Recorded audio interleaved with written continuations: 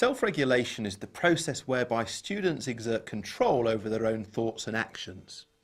So for example, we might imagine a Year 4 student looking at the clock and thinking to themselves, okay, I really need to focus now to get this done before playtime.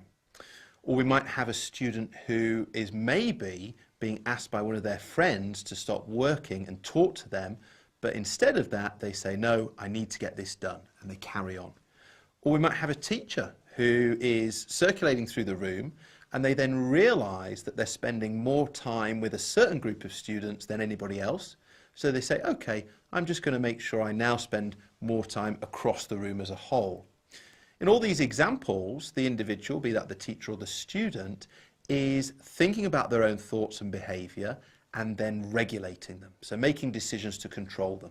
So self-regulation is really important when it comes to learning and longer-term success, because a student who can't self-regulate finds it very difficult, or often finds it very difficult, to maintain focus and attention and so forth over a longer period of time.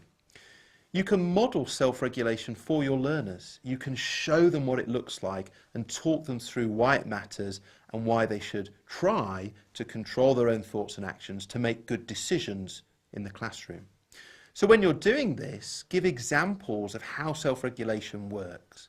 So it could be that you say, okay, let me tell you about a time when I was nearly distracted.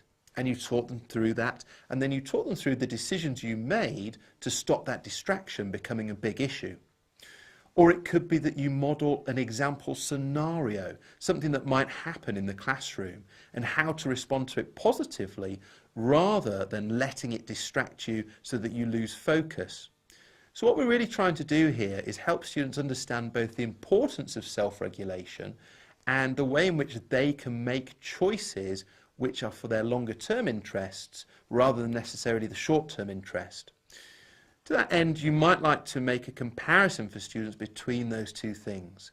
So you can show them how it can, very often feel very nice in the short term to have a chat with your partner when the work's getting a bit difficult.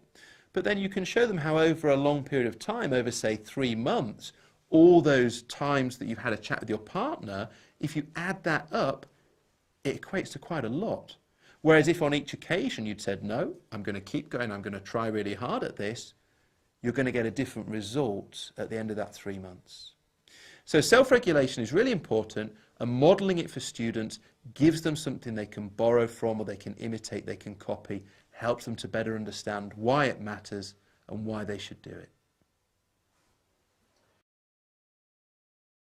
Golden nugget. Model self-regulation for your learners and encourage them to use it during lessons.